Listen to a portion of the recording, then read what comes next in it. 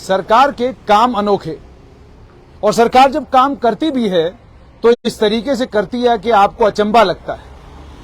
अब जरा इस बिल्डिंग को सामने देखिए, ये कठुआ का शहरी चौक इलाका है, शहर के बीचों बीच ये इलाका है। ऐसा नहीं कि गांव देहात की तरफ इलाका है, शहर के बीचों बीच है। यहां से कुछ ही कदम पर थाना, कुछ ही कदम पर डीसी का दफ्तर, कुछ ही कदम पर म्युनिसिपल कमेटी का दफ्तर, सब जितने भी दफ्तर हैं कुछ ही कदम पर हैं। इतनी बड़ी बिल्डिंग, यानी 4 मंजिला इमारत यहां पर बन रही थी, उसकी पार्किंग नीचे बन रही थी, ऊपर इमारत खड़ी हो रही थी, लेकिन ना ये म्युनिसिपल कमेटी को दिखाई दी, ना ये अलग अलग डिप्टी कमिश्नर जो कठुआ में रहे हैं उनको नजर आई, और ना ही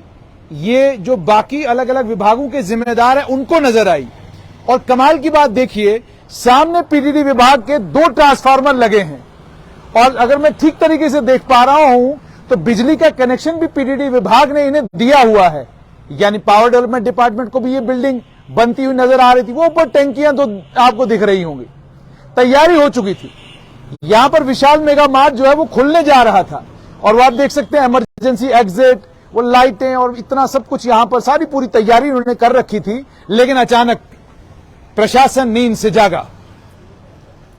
3 साल से 3.5 साल से बनती हुई बिल्डिंग किसी को नजर नहीं आई, और ऐसा लगता है, हो सकता है कुछ प्रशासन के लोगों से जब सवाल पूछा जाएगा वो कहेंगे जनाब भूत इस बिल्डिंग को बना रहे थे। क्योंकि भूत बिल्डिंग को बना रहे थे तो सारी चीजें बिल्कुल ओझल थी आंख से, और अचानक जिस दिन नए डिप्टी कमिश्नर साहब आए तो ये बिल्डिंग प्रकट हो गई। इस बिल्डिंग के प्रकट होने के बाद उन्हें लगा कि भाई इतनी बड़ी बिल्डिंग कैसे यहां पर आ गई, क्योंकि बिल्डिंग जब प्रकट हुई तो प्रकट होने के बाद फौरन जो है इस बिल्डिंग के ऊपर जेसीबी लगाई गई, इतनी बड़ी बिल्डिंग को तोड़ दिया गया। और 3 साल के बाद कठुआ में ये 3-4 मंजिला बिल्डिंग, जिसमें नीचे बाज़ाब्ता पार्किंग की स्पेस है, और अब आप सामने देख रहे होंगे कि ये नए पिलर खड़े कर दिए गए हैं क्योंकि बिल्डिंग गिर रही थी। अब जिस समय ये बिल्डिंग बन रही थी, प्रशासन के जितने भी लोग हैं उसमें से कार्रवाई किसके ऊपर?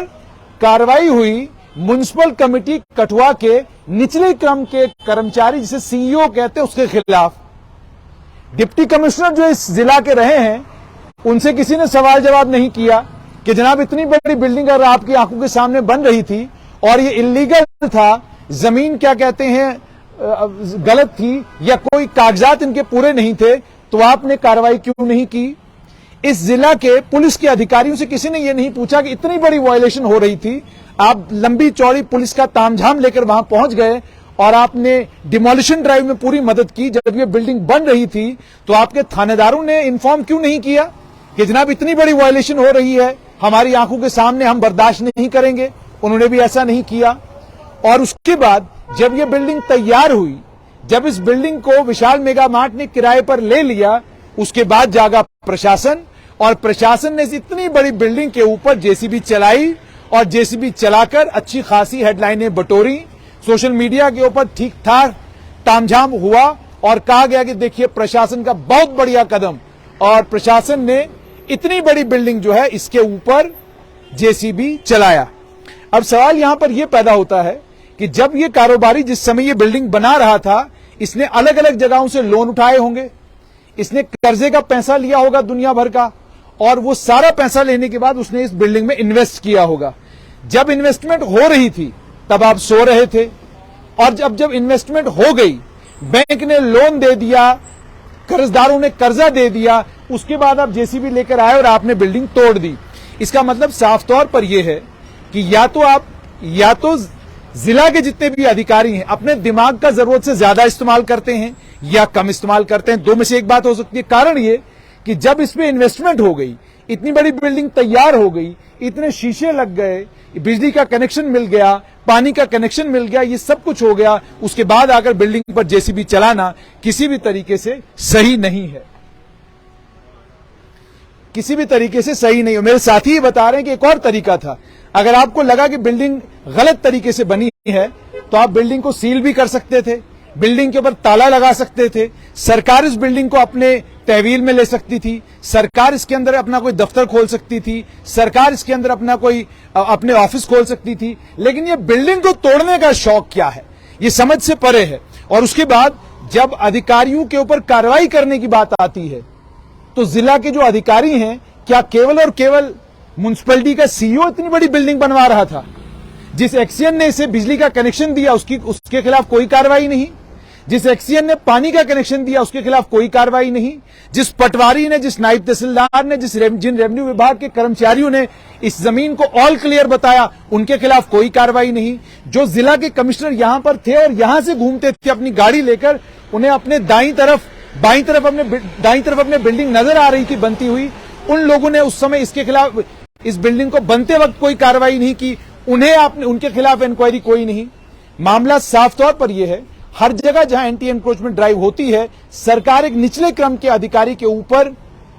कार्रवाई करती है और बाकी तमाम लोगों को छोड़ देती है, बाकी किसी के खिलाफ कोई कार्रवाई नहीं होती। और उसके बाद ये बिल्डिंगें टूट जाती हैं। बिल्डिंगों के टूटने के बाद ये नुकसान आपके सामने, और जिस बेचारे ने इसमें इन्वेस्टमेंट किया होता है उसकी भी आप कमर तोड़ कर रख देते हैं। नतीजा उसका ये निकलता है कि कईयों को तो कारोबार में दोबारा वापस आने में उम्र लग जाती है और कई जो हैं वो कारोबार दोबारा इस तरह का करते ही नहीं हैं। तो इसलिए जहां जम्मू कश्मीर की सरकार ने इस बिल्डिंग को तोड़ने के बाद एक मामूली किस्म की कमेटी बनाई है, वहीं पर सरकार के उच्च अधिकारियों को चाहिए कि एक उच्च स्तरीय कमेटी बनवाइए और उन सारे अफसरों को चिन्हित करिए जो सारे अफसर जिस समय ये बिल्डिंग बन रही थी, इस बिल्डिंग के निर्माण में, इस बिल्डिंग के बनवाने में शामिल थे। ये छोटे मोटे अफसरों के खिलाफ जब आप कार्रवाई करते हैं तो शर्मिंदगी आम आदमी को भी होती है और आपको खुद भी होती होगी कि भाई निचले क्रम का अधिकारी जो है हमने सस्पेंड कर दिया। ये ऐसे ही हो गया कि थानेदार एक आदमी को टॉर्चर करे अपने थाने में लाकर और आप कांस्टेबल बेचारे को सस्पेंड कर दें, जनाब कांस्टेबल ले आया था इसको।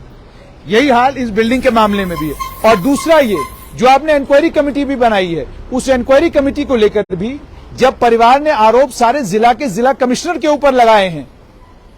तो उस जिला कमिश्नर के खिलाफ कार्रवाई ला अफसर करेगा housing and urban development department का, 2 ईओ जाएंगे पूछने के लिए, एग्जीक्यूटिव अफसर जाएंगे सवाल जवाब करने के लिए डीसी से। ये वो सारे सवाल हैं जिन सवालों के जवाब आम आदमी चाहता है, लेकिन आम आदमी पहला सवाल यही पूछता है कि 3 साल से ये बिल्डिंग बन रही थी, तब जो अफसर सो रहे थे उनके खिलाफ आप कार्रवाई कब करेंगे।